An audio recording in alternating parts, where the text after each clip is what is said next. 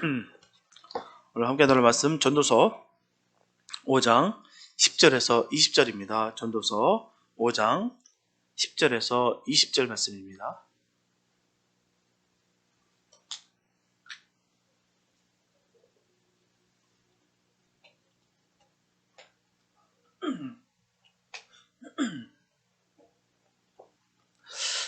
전도서 5장 10절에서 20절 말씀, 주님께 한 말씀 봉독해 올려드립니다. 은을 사랑하는 자는 은으로 만족함이 없고 풍부를 사랑하는 자는 소득으로 만족함이 없나니 이것도 헛되다. 재산이 더하면 먹는 자도 더하나니 그 소유주가 눈으로 보는 외에 무엇이 유익하랴. 노동자는 먹는 것이 많든지 적든지 잠을 달게 자거니와 부자는 배부름으로 자지 못하느니라. 내가 해 아래서 큰 패단되는 것을 보았나니 곧 소유주가 재물을 자기에게 해되도록 지키는 것이라. 그 재물이 재난을 인하여 패하나니 비록 아들은 낳았으나 그 손에 아무것도 없느니라. 저가 모태에서 벌거벗고 나왔은즉 그 낳은 대로 돌아가고 수고하여 얻은 것을 아무것도 손에 가지고 가지 못하리니 이것도 패단이라.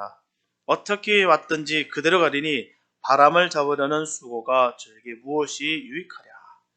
일평생을 어두운 데서 먹으며 번뇌와 병과 분노가 저에게 있느니라.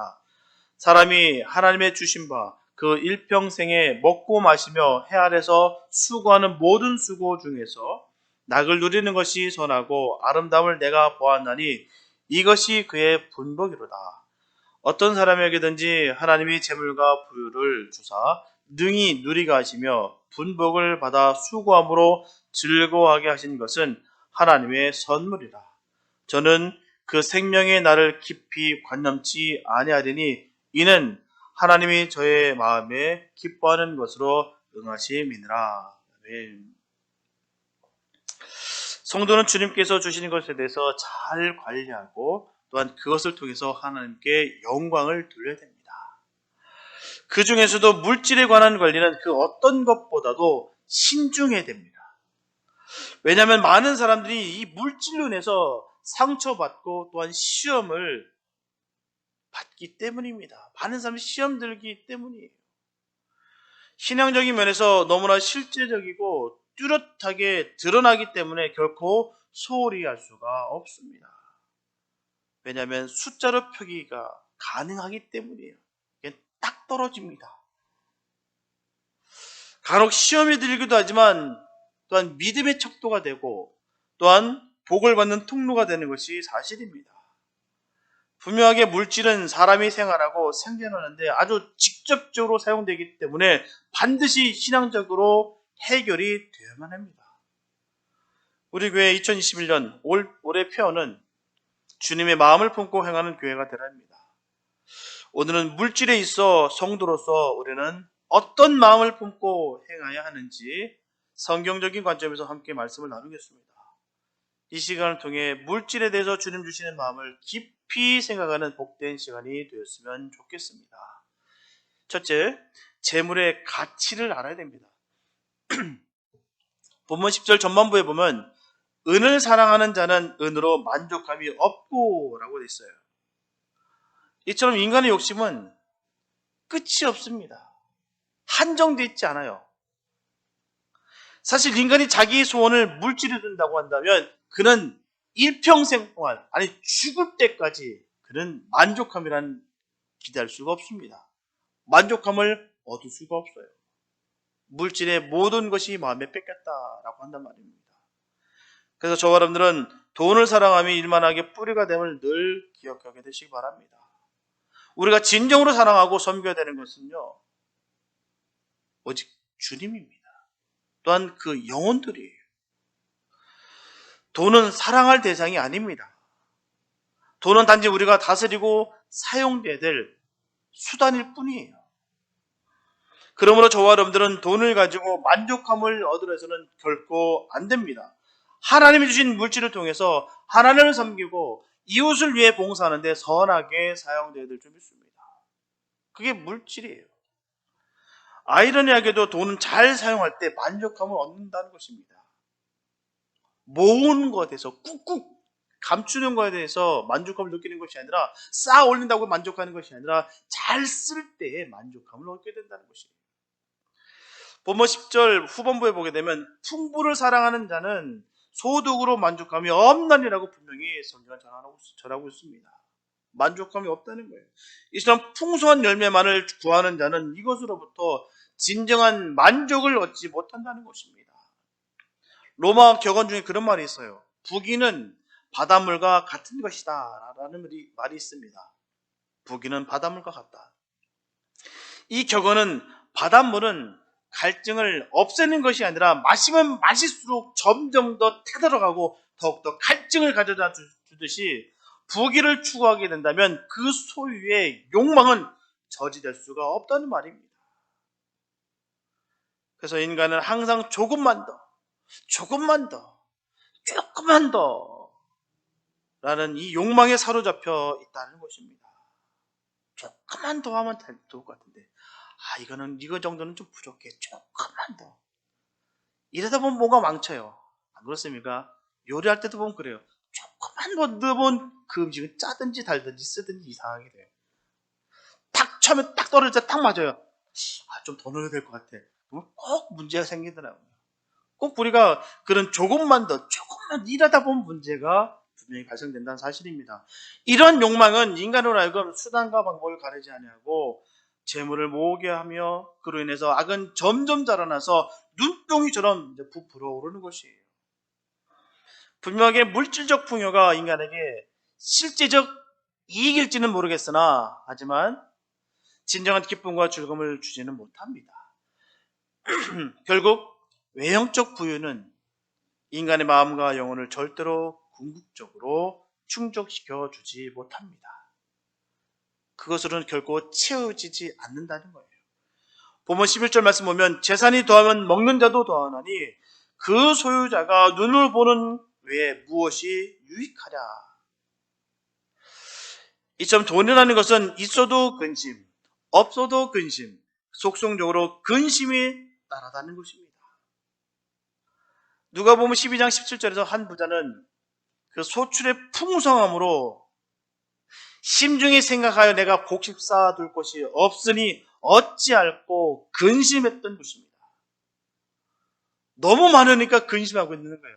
자기가 지었던 모든 곳간이 꽉꽉 들어차니까 그런데도 불구하고 근심하고 있더라라는 사실입니다. 이처럼 물질은 우리의 근심을 제거해 줄 것 같지만 결코 제거가 되지 않습니다. 사실은 더 큰 근심을 우리에게 가져다 준다는 거예요. 우리의 소유가 많아지면 많아질수록 그에 따라서 더 많은 소유욕이 발생되고요. 여러 가지 많은 부작용이 뒤따르게 됐다는 것입니다. 제사를 돌보기에 여러 가지로 많은 생각을 해야 되며 또한 거기에 따른 고뇌와 범민을 피할 수가 없습니다. 그러므로 저와 여러분들은 눈으로 보는 만족을 구해서는 안 됩니다. 눈의 만족은 영혼과는 무관한 것들이에요. 성덕이 중요한 것은 물질을 얼마나 많이 소유하고 있느냐가 아닙니다. 소유한 물질을 영혼의 유익을 위해서 하나님 나라를 위해서 어떻게 선하게 사용되고 있는가 거기 있다는 것입니다. 많고 적음의 문제가 있는 것이 아니에요. 본문 12절에 보게 되면 노동자는 먹는 것이 많든지 적든지 잠을 달게 자거니와 부자는 배부름으로 자지 못하니라 라고 말씀하고 있습니다. 이렇게 노동자는 노동으로 인한 피로 때문에 쉽게 단잠을 자게 된다는 거예요. 그는 수면을 방해할 만한 염려가 없기에 쉽게 숙면을 취할 수가 있다는 것입니다. 노동자가 무슨 돈이 있겠습니까? 많은 돈이 있으면 노동을 하겠습니까? 이 노동자라는 것은 많은 돈이 없다는 사람을 말하는 거예요. 우리가 그렇습니다. 통장에 잔고가 없으면요, 그 통장 깊이 숨길 이유가 없어요. 왜 숨깁니까? 통장에 돈이 없는데. 통장에 금액이 많아야 숨기지. 없으면요, 그 통장 그냥 아무 데나 놓습니다.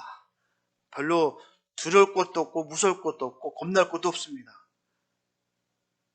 그 말하는 겁니다. 그러나 많은 재물을 소유한 자들은 하룻밤의 단잠이 매우 귀하다는 거예요. 그들의 수면을 방해하는 것은 바로 그들의 풍족함 때문이다라는 것입니다. 우리 주변에 보면 그런 분들 참 많으세요. 돈 많은 부류들이 참 많아요. 돈은 참 많은데 정말 불우하게, 불쌍하게 사는 사람들이 참 많습니다. 없어서가 아니에요. 평생 쓰고도 남을 그런 돈이 있는데도 불구하고 늘 그들이 걱정하는 게 있어요. 자나깨나 돈 걱정. 제가 알게 된 분 어떤 분이 계세요. 너무너무 부자예요. 그분은 이제 코퍼레이션을 갖고 있어서 부동산 코퍼레이션에서 수많은 투자자들 통해서 돈이 어마어마하게 많은데요. 문제는 그렇게 많은 돈을 갖고 있고 그렇게 성공했는데도 불구하고 너무너무 불쌍하게 산다는 것이죠. 뭐가 불쌍하냐고요? 헐벗은 것을 말하는 것이 아니에요. 마음에 평안이 없어요. 두려워요. 그 집은 자기가 자는 그 방은요, 온갖 총기로 다 무장하고 있어요.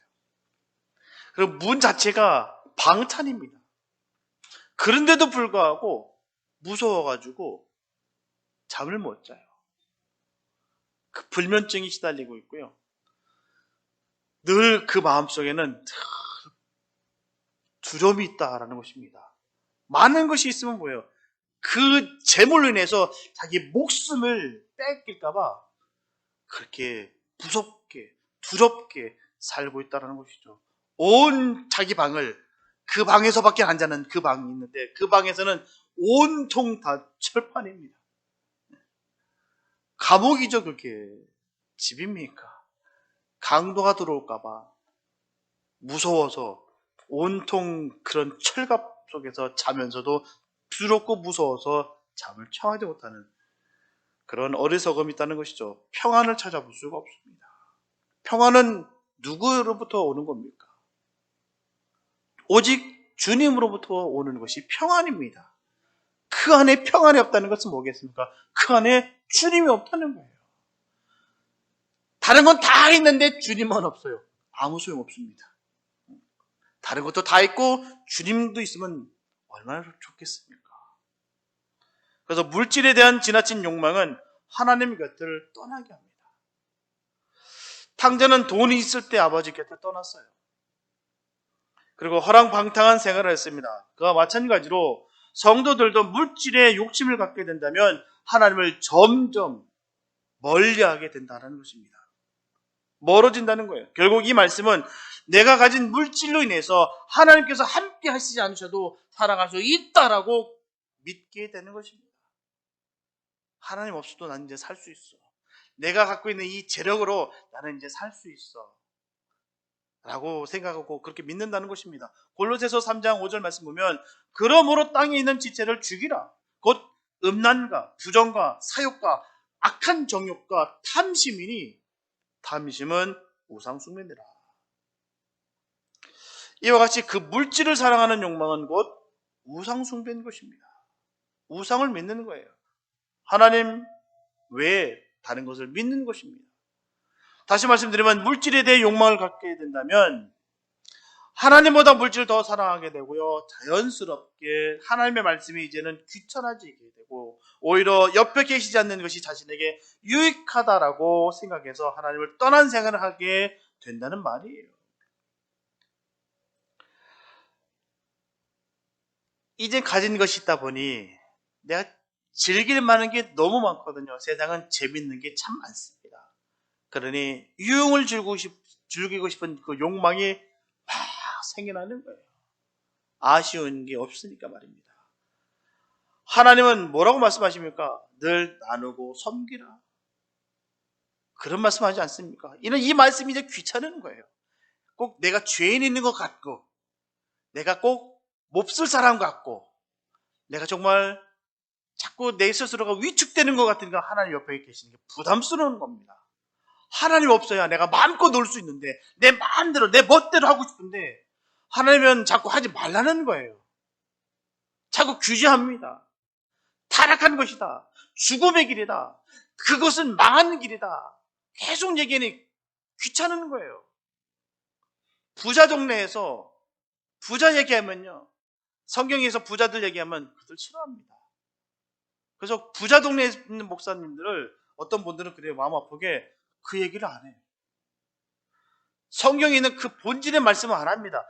다 복 받습니다. 이제는 그냥 예수 믿었기 때문에 다 만사형통합니다. 이것만 얘기합니다. 성경에 그런 얘기 한 적 없어요. 주님부터 받는 복을 우리가 받아 누리는 것이지, 그것을 통해서 내가 내 힘을 과시하고 그것 통해서 내가 우상 삼으라고 하는 얘기 없습니다. 성경에서는. 더욱더 섬기라 했고 나누라고 했고, 부자 관원은 그 부자는 곳간에 쌀 데가 없어서 근심하더라라고 주님은 말씀하시고, 그들의 귀에는 귀가 아픈 불편한 그런 내용들이 가득한 것이 바로 하나님의 말씀이에요. 그러다 보니 예전에는 모르겠으나 내가 그 입장이 되니까 이제 하나님이 귀찮아지는 거예요. 이제는 나도 즐기고 싶고 나도 그냥 누리고 싶고 뽐내고 싶고 그런 마음들이 막 생긴다는 것입니다. 그러다 보니 하나님과의 관계는 점점 벌어지게 되고 하나님과는 상관없는 삶을 살 수밖에 없다는 것입니다. 그러니 그 마음속에 하나님이 떠난 그 마음에 무슨 평안이 있고 기쁨이 있고 복이 있겠습니까? 그러므로 저와 여러분들은 물질을 얻게 되면 그것을 선하게 사용하고 하나님 사역을 위해서 사용되어야 될 줄 믿습니다. 그때 하나님은 더 크게 채워주시고 더 좋고 더 선한 사업을 할 수 있도록 우리에게 복을 내려주십니다. 그게 복인 거예요. 하나님으로부터 받는 그 복을 우리는 받아야 될 줄 믿습니다. 우리가 세상적인 기준에서 복이 아닌 하나님께서 이루셨다는 것을 깨닫는 것, 이 재물들이 나에게 오는 이 많은 수많은 부가 하나님께서 하셨다는 것을 내가 깨닫는 것, 이게 바로 복입니다. 그런 은혜가 마음껏 있게 되시기 바랍니다. 마음껏 주를 사용했더니 이전보다 더한 복이 내게 임하였더라라는 그런 증거가 있게 되시기 바랍니다. 보다 많은 물질이 하나님 나라 사업을 위해 도와줄 때 하나님 그에게 물질을 더욱더 허락하신다는 거예요. 하지만 그것이 자신의 욕망을 채워주는 일에 불과할 때 하나님은 절대로 허락지 않으십니다. 분명하게 물질로 인한 부귀 영화는 천국에서는 아무런 소용이 없는 것입니다. 성도는 이런 물질을 사랑하거나 의지해서는 안 됩니다. 부자가 되지 말라는 얘기가 아니에요. 우리는 부자가 돼야 됩니다. 세상적으로도 우리는 성공해야 돼요. 그러나 주님 안에서 그 복을 받게 되시기 바랍니다. 그리고 주님 안에서 그 사역을 감당하는 복된 자들이 되시기 바랍니다. 그래서 우리가 늘 주의 일에 감당하는 역사가 우리 삶 속에 이루어지기 바랍니다. 하나님의 일들을 우리가 함으로 인해서 더욱더 믿음은 더욱더 견고해지고 하나님의 일을 더욱더 함으로 인해서 더 하나님 나라는 더 확장되며 우리가 하나님을 함으로 말미암아 더 영혼은 건져지는 역사가 우리에게 있게 되시기 바랍니다. 그래서 큰 하나님께 쓰임받는 그런 주의 믿음의 용정들이 다 되시기 바랍니다. 삶의 진정한 안녕과 평안을 보장해 주시는 하나님을 늘 의지함으로 말미암아 인생의 참맛을 느끼는 은혜가 있게 되시기를 축복합니다. 둘째, 재물은 하나님께서 주시는 것입니다. 본문 15절과 16절 말씀 보면 저가 못해서 벌거벗고 나왔은즉 그 나온 대로 돌아가고 수고하여 얻은 것을 아무것도 손에 가지고 가지 못하리니 이것도 패단이라 어떻게 왔든지 그대로 가리니 바람을 잡으려는 수고가 저에게 무엇이 유익하랴. 이 좀 사람은 세상이 태어난 순간부터 육체적인 고생을 감수해야만 합니다. 이 수고와 고생으로 인해서 의식주를 해결하고 재산을 증식하는 거예요.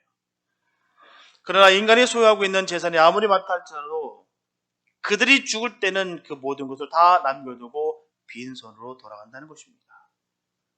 이런 사실은 비단 재물을 많이 소유한 부자에게 뿐만 아니라 모든 사람들에게 다 적용되는 진리예요. 우리는 세상에 아무것도 가지고 온 것이 없기에 또한 아무것도 가지고 가지 못하는 것이에요. 어느 누구도 예외가 될 수가 없습니다. 저 사람은 특별히 훌륭한 사람이기 때문에, 저 사람은 특별히 많은 돈을 갖고 있기 때문에 다만 얼마라도 가져갈 수 있겠지. 전혀 없습니다. 다 놓고 가는 거예요. 그래서 인간이 일평생 부를 축적하려고 수고하는 모든 노력은 무익한 것임을 늘 깨달아야 됩니다. 그래서 성도는 물질의 노예가 될 것이 아니라 오직 하나님의 창조 섭리를 따라 재물을 다스리는 주인의 위치에 서야 될 것입니다. 학개서 2장 8절의 말씀 보게 되면 은도 내 것이요 금도 내 것이니라 만군의 여호와의 마음이니라. 우리 주님 말씀하십니다. 은도 내 거고 금도 내 거죠. 이 말씀은요, 물질의 주인이 바로 하나님이시다라는 것입니다. 온 천하 만물의 주인이 누구십니까? 온 우주를 누가 창조하셨어요? 우리 하나님 창조하셨습니다. 이 모든 것은 다 하나님 거예요. 하나님 것이 아닌 것이 단 하나도 없습니다. 이 공기도부터 이 땅, 바다 모든 것이 다 하나님 거예요. 또 더 나아가 하나님 우리의 삶의 주관자가 되신다는 말씀입니다. 분명하게 우리의 것이라고 여겼었던 모든 것들이 바로 하나님의 것이라는 것입니다. 역대상 29장 12절에 보게 되면 이제 죽음을 눈앞에 두고서 자신의 생애를 돌이켜보면서 다윗은 고백합니다. 부와 귀가 주께로 말미암고 또 주는 만유의 주제가 되사 손에 권세와 능력이 있사오니 모든 자를 크게 하심과 강하게 하심이 주의 손에 있나이다. 저와 여러분들은 하나님께 헌금을 드리면서 이렇게 고백하면서 드렸으면 참 좋겠어요. 그냥 드리는 것이 아니라 이런 마음으로 다윗이 가졌던 그 믿음의 고백으로 우리가 헌금을 드려야 될 줄 믿습니다. 부와 귀가 우리의 삶의 주관자 되시는 하나님께로 왔고 만유의 주제가 되시는 주님께서 주의 그 손으로 우리를 크게 하심과 강하게 하심이 있습니다. 이런 고백이 있게 되시기 바랍니다. 이와 같이 우리의 모든 것이 되신 하나님께 헌금을 드릴 때 다윗이 신앙 고백 같은 마음으로 드리는 복된 저와 여러분들 되시기 바랍니다. 뿐만 아니라 삶의 열매가 동반되어야 됩니다. 단순한 종교적 행위가 되어서는 절대로 안 된다는 거예요. 습관적으로 강요해서 보기 보조라고 외식적으로 하는 것이 아니다라는 것입니다. 하나님께서는 하나님의 말씀에 순종하는 삶의 열매와 함께한 예물과 예배를 원하십니다. 신명기 23장 18절 말씀 보면 창기의 번돈과 개같은 자의 소득은 아무 소원한 일로든지 내 하나님 여호와의 전에 가져오지 말라. 이 둘은 다 내 하나님 여호와께 가증한 것입니다. 분명히 이렇게 구분지었습니다. 우리가 헌금을 드릴 때 소득을 주신 감사의 표현으로 소득의 일부를 하나님께 예물로 드립니다. 이런 감사 예물을 하나님께 드릴 때 우리는 정성과 기쁨으로 드려야 됩니다. 그러할 때 하나님께서는 기쁘게 받으신다는 거예요. 아무리 그게 클지라도 안 받으신다는 것입니다. 감사하는 마음으로 드는 예물일지라도 또한 우리가 기억해야 될 것은 하나님께서 감사한 마음으로 들었다고 다 받으시는 거 아닙니다. 그것은 바로 죄악된 자들의 소득을 주님은 안 받겠다는 것이에요. 이처럼 하나님께서 받으신 헌금이 되기 위해서는 하나님께 합당한 삶의 열매가 동반되음을 분명하게 말씀하고 있습니다. 하나님은 물질의 규정을 알고 또한 최선을 다해서 얻어진 물질을 주인 되신 바로 주님께 드릴 때 받으신다는 거예요. 반면에 정욕과 욕망으로 하나님께 의도적으로 드린다거나 아니면 아무런 감사와 기쁨도 없고 정성이 없는 헌금은 절대로 받지 않는다는 것이에요. 이게 하나님의 뜻입니다. 분명하게 주님과 함께하지 않는 세상 사람들은 수단과 방법을 가리지 아니하고 무조건 많은 소득을 취하면 그만입니다. 많이 내가 취하면 그만이에요. 그들에게는 하나님을 두려워하는 마음이 없습니다. 하나님에 관한 생각이 안중에도 없기 때문이에요. 그러나 성도들은 다르다는 것입니다. 하나님을 영화롭게 하기 위해서 부름받은 자들이라는 사실입니다. 저와 여러분들은 주님께서 부르셨어요. 부름을 받은 자들입니다. 그것을 삶의 목적으로 삼는 것이에요. 주님 나를 부르셨다. 나는 택함을 받았다. 난 거룩한 하나님의 자녀다. 그렇기 때문에 난 세상과 반드시 구별돼야 된다. 이게 우리의 삶의 목표가 돼야 되는 것입니다. 그들에게 돈은 단지 이러한 목적을 이루기 위한 수단에 불과해요. 세상 사람들 말입니다. 그러나 결코 우리는 그렇지 않다는 것이에요. 그리고 성도는 비록 돈이 삶을 아무리 편하게 해준다 할지라도 불법과 불의한 방법으로 돈을 벌지는 않습니다. 벌어서는 안 돼요. 한국말 그런 말 있죠.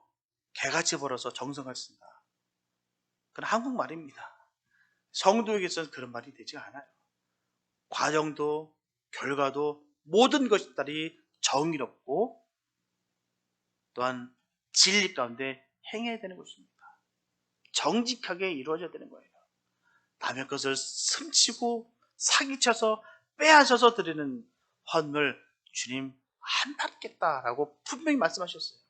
이게 제 말이 아닙니다. 하나님의 말씀이에요. 하나님 그렇게 해서 말씀하셨어요. 그거는 가증한 것이다. 내게로 가져오지 말라. 안 받겠다라고 말씀하십니다. 또한 헌금은 인색함으로가 아니라 과부가 자신의 모든 소유 두 렙돈을 드린 것처럼 자신이 할 수 있는 범위 안에서 최선을 다해서 드리는 것입니다. 그래서 헌금은 건성으로 대충 들여서는 절대로 안 되고요. 헌금에는 반드시 정성이 담겨 있어야 됩니다. 왜냐하면 하나님께서는 부족해서 우리에게 헌금을 요구하는 것이 아니기 때문입니다. 결코 주님은 우리에게 구걸하시는 것이 아닙니다. 고린도후서 9장 5절과 또한 7절 말씀 보게 되면 너희의 전에 약속한 연보를 미리 준비케 하도록 권면하는 것이 필요한 줄 생각하였노니 이렇게 준비하여야 참 연보답고 억지가 아니니라. 각각 그 마음에 정한 대로 할 것이요 인색함으로나 억지로 하지 말지니 하나님은 즐겨내는 자를 사랑하시느니라. 따라서 헌금은 정성으로 미리 준비함으로 드려야 되고요. 쓰고 남은 것을 드리는 것이 아니라 낭비하지 않고 아끼고 떼어서 드리는 것입니다. 저번에도 제가 말씀 드렸듯이 헌금은 교회 와서 주머니 막 꺼내서 지갑에서 빼서 이거 아닙니다. 막 책을 빼가지고 막 뜯어가지고 팍 넣고 그런 거 아니에요. 왜 우리 헌금목도 왜 미리 제작합니까? 갖고 가셔서 따로 떼어서 기도하시면서 준비한 그 연보가 복되다라는 것입니다. 저는 그 헌금목도 다 일일이 봅니다. 그래서 그거 갖고 기도해요. 그들의 마음이 어떤지, 그들의 신앙의 본바탕이 어떠며 지금 구하고 갈구하는 것이 무엇인지 함께 기도하면서 그렇게 합니다. 그러면 만약에 그렇지 않다면 헌금봉도 제작할 이유가 없죠. 그 돈 들어서 왜 제작합니까? 그냥 바구니 들어서 그냥 돈 넣으면 되죠. 그 봉투 꺼내서 또 계산 왜 그 짓 합니까? 그냥 하면 되죠. 그러나 그게 그렇지가 않다는 것입니다.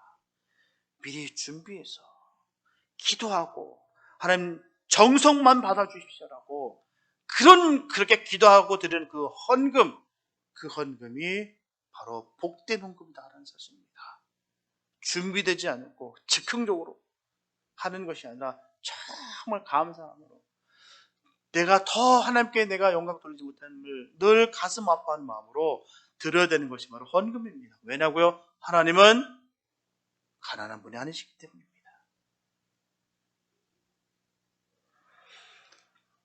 고린도후서 9장 6절 말씀 보게 되면 적게 심는 자는 적게 거두고 많이 심는 자는 많이 거둔다라고 말씀하고 있어요. 이 말씀에 대해서 우리가 분명히 바로 새겨야 됩니다. 분명히 하나님께서 주신 계산법이 이 방법입니다. 하나님께서는 늘 적게 심는 자는 적게 주시고 많이 심는 자는 많이 주신다라고 분명히 주께서 약속하셨어요. 분명하게 우리가 압니다. 그러나 우리가 기억해야 될 것은 헌금은 투기성으로 드리는 것이 아니다라는 것입니다. 감사와 정성이 반드시 있어야 되는 거예요. 아무리 적다 할지라도 헌금 시간에 기쁨을 드리는 것이 중요하다라고 분명히 증거하는 것입니다. 이 말씀이 그 말씀이에요. 그러다 보면 주님께서 축복하여 주시고요. 더 많은 헌금을 드릴 수 있게 길을 열어주신다는 것입니다. 그렇게 해서 주님께부터 복을 구해서 먹는 것이지, 우리가 이거 하면 잭팟 터지겠다 이런 마음으로 하는 것이 아닙니다. 그 안에 감사가, 은혜가 꽉 받은 그 감사, 은혜를 전하는 것, 은혜의 그 표현하는 것, 그럴 때 주님께서는 더 많은 축복해 주시고 더 많은 기대를 열어주셔서 더 그로 하여금 더 헌금을 드릴 수 있도록 그에게 마음껏 풍성하게 축복하시는 거예요. 하지만 훈련되지 않으면 절대로 드릴 수가 없다는 사실입니다. 그래서 우리가 훈련이 필요한 거예요. 온전한 11조는 믿음이 있어야 할 수가 있습니다. 평소에는 해요. 그런데 갑자기 목돈이 딱 생기면 마음이 싹 바뀝니다. 다 알아요. 온전한 11조 다 압니다. 내가 들어온 곳에서 11조 딱 떼어서 한다는 거 다 알아요. 그런데 그렇게 잘 지키다가 어떻게 목돈만 딱 들어오면 왜 마음이 바뀌죠? 아, 이건 감사한 거 해야지. 뭐 하지? 그냥 11조는 싹 까먹어요. 그게 아주 자연스럽게 바뀌어졌다라는 생각이 자기 스스로 이렇게 합리화시키는 거예요. 진정한 11조를 내면 진정한 11조 내야 되는 것이고요. 감사한 건 감사한 겁니다. 그런데 요거를 자꾸 오버랩 시켜버립니다. 우리가 율법으로만 받아들이면 안 돼요. 율법이기 때문에 하는 것이 아니라 우리가 분명한 사실은 그 11조의 그 본질을 우리가 알아야 된다는 사실입니다. 11조의 본질은 우리가 가진 모든 것이 다 하나님께로부터 왔다는 그 믿음과 감사의 표현인 것입니다. 그게 11조예요. 하나님, 이게 모든 게 다 하나님 것인데 하나님 10의 9는 절 주시니 얼마나 감사한지요. 그런 마음으로 드리는 것이 바로 11조입니다. 아무나 그랬다고 드릴 수 있는 것이 아니다라고 제가 미리 말씀드린 거예요. 목돈 생기면 마음이 바뀌는 것이 일반이에요. 왜? 그 돈이면 할 게 얼마나 많은데요. 그 돈이면 내가 정말 내 유익을 위해서 구할 게 얼마나 많은데요. 그런데도 불구하고 그걸 딱 띄어서 낼 수 있는 것은 믿음이 있기 때문에 할 수 있는 것입니다. 그래서 믿음의 척도라 말씀드렸던 이유가 거기 있는 거예요. 아무나 할 수 있는 것이 아닙니다. 100불에서 10불 쉽고요. 1000불에서 100불 그래도 괜찮습니다. 10,000불에서 1000불 그때부터 마음이 조금 힘나네. 10만 불에서 갑자기 10,000불, 100만 불에서 10만 불 마음이 점점 바뀝니다. 훈련되지 않으면 안 돼요. 하나님께서 구를 주신 그 마음은 하나도 없고요. 그냥 나가는 것만 생각합니다. 그게 바로 우리의 마음이 뺏겼다는 사실이에요. 더 내고 덜 내고가 문제가 아닙니다. 내 마음의 중심이 하나님께 있느냐 아니면 뺏겼느냐 거기 있는 것입니다. 그래서 믿음의 척도라 얘기하는 것은 거기에요. 그래서 헌금이 중요한 것은 바로 숫자로 그대로 표시가 나기 때문에 우리가 이 물질에 대해서 우리가 신앙적으로 해결되지 않으면 늘 문제가 됩니다. 늘 시험이 따르고요. 늘 이걸로 늘 상처가 따라붙기 때문이에요. 우리가 철두철미하게 기억될 것은 10의 10조는 다 하나님 겁니다. 우리 모두가 다 하나님 거예요. 그런데도 불구하고 하나님께서 구를 나에게 주시고 그 하나를 주님께 나의 감사의 표현으로 드릴 수 있는 그 기준점을 주셨던 것이 얼마나 감사한지요. 10 다 내나 그래도 아무 말 할 수 없는 우리들에게 이렇게 쓰게 하시니 또한 이것을 통해서 관리하게 하시니 얼마나 감사한지요. 그게 우리가 바로 그 10조의 11조의 본질을 바로 깨달아야 되는 것입니다. 하나님 백성으로서 정체성과 하나님을 향한 믿음과 소망을 우리가 회복되어야 될 줄 믿습니다. 단순히 율법으로 받아들여서는 안 되고요. 또한 단순히 복받기만을 위해서 우리가 해서는 안 됩니다. 하지만 분명한 것은 주님을 사랑하고 주님께 대한 신뢰와 정성과 감사와 기쁨을 가지고 있는 사람을 주님은 사랑하시고 그들에게 늘 넘치는 복을 주십니다. 저와 여러분들은 절대로 물질로 인해서 하나님의 그 놀라우신 사랑을 결코 왜곡하면 안 됩니다. 주님은 보다 더 좋은 것으로 우리에게 주시기를 원하시고요. 또한 그에 합당한 삶을 살아가게 되기를 주님은 원하고 계십니다. 철저하게 주님이 우리의 삶의 주관자 되신다는 것을 늘 기억하시고 주님께 대한 사랑과 정성이 더하게 되시기를 예수님의 이름으로 축복합니다. 셋째, 재물에서 자유함을 얻어야 됩니다. 본문 19절 말씀 보면 어떤 사람에게든지 하나님이 재물과 부여를 주사 능히 누리게 하시며 분복을 받아 수고함으로 즐거워하게 하신 것은 하나님의 선물이라. 이처럼 하나님은 그 사랑한 성도들에게 재물을 주사 부유하게 주십니다. 그렇게 하신다고 전하셨어요. 그러므로 하나님이 주시는 분복이 적으면 적은 대로, 많으면 많은 대로 감사해야 될 줄 믿습니다. 그래서 저와 여러분들은 매사에 자족할 줄 아는 그런 성도들이 되어야 되는 것이에요. 성도는 현세 축복을 자연적이거나 우연적인 것으로 오해해서는 안 됩니다. 또한 현세 부귀와 영화가 자신의 노력의 산물이다라고 착각해서도 안 됩니다. 성도가 세상에 누리는 분복은 전적으로 하나님의 은혜요 선물입니다. 그렇기 때문에 저와 여러분들은 우리의 일생의 크고 작은 축복이다 하나님께서 베풀어 주신 은혜임을 늘 깨닫고 교만하지 말고 겸손히 행해야 될 줄 믿습니다. 하나님은 그 성도의 필요를 채워주시는 유일한 분이십니다. 저와 여러분들의 모든 일용할 양식까지도 다 공급해 주시는 분이심을 늘 기억하게 되시기를 바랍니다. 본문 20절 후반 전반부에 보게 되면 저는 그 생명의 날을 깊이 관념치 아니하리라 라고 전했습니다. 이처럼 하나님께서 성도의 일생을 친히 인도하시니 성도는 자신의 앞날에 대해서 걱정할 필요가 전혀 없습니다. 그래서 저와 여러분들은 더 이상 삶에 대해서 두려워하거나 염려할 필요가 없다는 거예요. 참된 하나님의 자녀는 내일 일에 대해서 염려하지 않습니다. 분명하게 성도는 인생의 고통의 때와 수고의 때를 아침 햇빛의 안개가 소리 없이 순식간에 거쳐져 가는 것처럼 자연스럽게 보내며 생활할 수 있는 거예요. 하나님 비치시기에 이 어둠 가운데 있었던 나에게 주님이 해를 비치는 순간 이 모든 어둠은 사라지고 안개같이 꽉 찼던 우리에게 하나님께서 딱 일어서는 순간 이 모든 순간 싹 거치게 된다는 사실을 늘 우리 기억해야 될 줄 믿습니다. 주님을 믿고 신뢰하게 담대함을 우리가 얻을 수가 있는 거예요. 이것이 진정한 성도의 삶의 모습입니다. 성경에 보면 담대함으로 여호수아는 바로 여리고성을 무너뜨렸어요. 담대함으로 사도 바울은 그 죽음을 두려워하지 아니하고 복음을 로마에까지 전할 수가 있었던 것입니다. 이처럼 성도는 세상의 근심과 걱정을 그 십자가에 못 박아버리고 앞에 있는 그 표들을 향하여 전진해야 될 줄 믿습니다. 절대로 재물에 묶이지 않습니다. 저와 여러분들도 삶의 주관자 되시는 그 주님만을 늘 의지하시면서 삶의 무거운 짐을 다 내려놓으시고 오직 주님만을 따라가게 되시기를 축복합니다.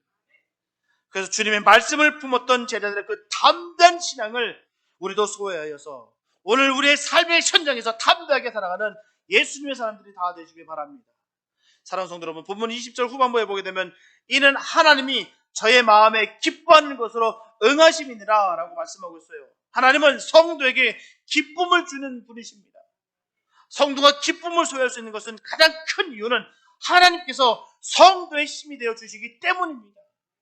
이처럼 주님의 마음을 품으면 기쁨이 넘치게 되었다는 사실입니다. 분명한 것은 하나님이 도우시니 실패나 좌절이 결코 있을 수가 없습니다.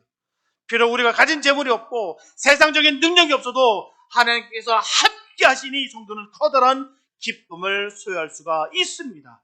또한 이런 고난을 통해서 연단하셔서 더 큰 축복을 주실 것이니 성도는 어느 때라도 항상 기뻐해야 될 줄로 믿습니다. 분명히 세상의 재물은 근심을 가져다 주나 하나님은 늘 기쁨을 가져다 주십니다. 하나님은 우리에게 기쁨을 주셔서 우리를 하여금 또 다른 기쁨을 위해서 일하도록 하시는 것입니다. 하나님이 주시는 기쁨은 인생의 환난과 괴로움을 충분히 이기고도 남은 영원한 기쁨이며 충만한 기쁨입니다. 저와 여러분들은 주님의 마음을 온전히 품으시고 하나님의 주신 기쁨으로 항상 은혜가 충만한 예수님의 사람들이 되시기를 예수님의 이름으로 축원합니다. 기도합니다. 사랑해 주님 감사합니다, 아버지. 우리가 세상을 흠모하고 사랑하는 것이 아니라 오직 하나님을 사랑하고 갈망하며 간절하게 따르기 원합니다. 하나님, 이 안에 임자여 주셔서 다른 것들이 차지 않도록 아버지 꽉 주님만 온전히 임자여 주시옵소서. 어둠의 권세가 사라지게 하여 주시옵시고 세상 그 어떤 곳으로도 우리가 우상 삼지 않게 해주시고 오직 주님만 믿어 우리가 늘 승리의 삶 살아갈 수 있는 복된 삶 되게 하여 주시옵소서.